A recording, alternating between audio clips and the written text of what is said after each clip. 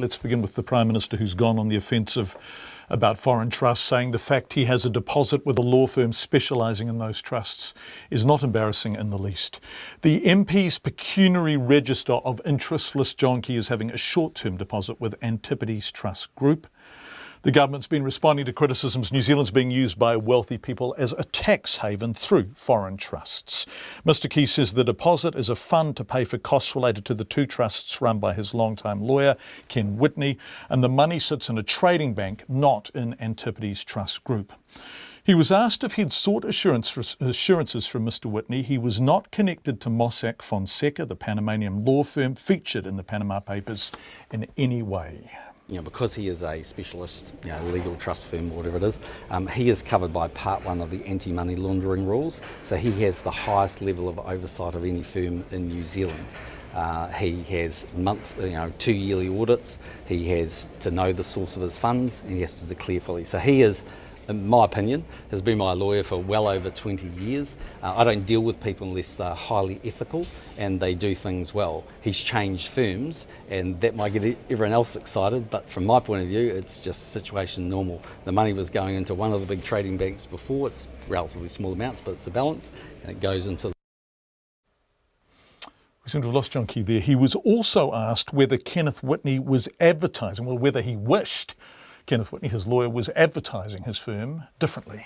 There's a legitimate place, as I've been saying, for financial services when it comes to foreign trusts. I mean, go back and have a look at Michael Cullen's speech back in 2005-06. He wasn't saying don't establish foreign trusts in New Zealand. He was saying there has to be a proper disclosure regime and a proper way of doing that. But it's a legitimate business. I mean, as you guys were very careful last night, I think, in your coverage of these matters, the reason you were is because you don't want to get your asses sued off you, because actually they are a legitimate business. They're not the devil incarnated. I mean, if a political party wants to say, I'm no longer going to have foreign trusts being allowed to be registered and supported in New Zealand, well, that's a call they can make. I mean, I think there'd be significant implications of that, but actually he's no different from any other law. I mean, I could go to any law firm you choose and they all pretty much do trust work.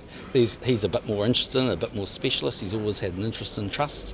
He's the guy that established the JP&B Key Family Trust and introduced me to the people who did my blind trust. But I have to get the best legal advice, otherwise I'll get myself in trouble. But outside of that, nothing new.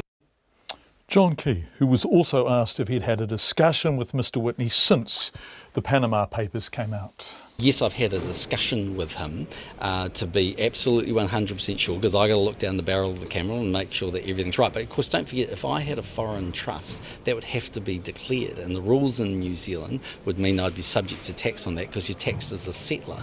And I don't have those things. I have the two trusts I've had. I've always had them for the time I've been Prime Minister.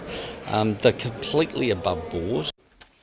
So, who is Kenneth Whitney of Antipodes Trust? We know he's John Key's lawyer, has been for many years. John Key just told us that. We also know he's Executive Director of the Antipodes Trust, and that their website tells us, and I quote, "We are a specialist provider of trustee and associated services for foreign trusts using New Zealand as their jurisdiction of choice."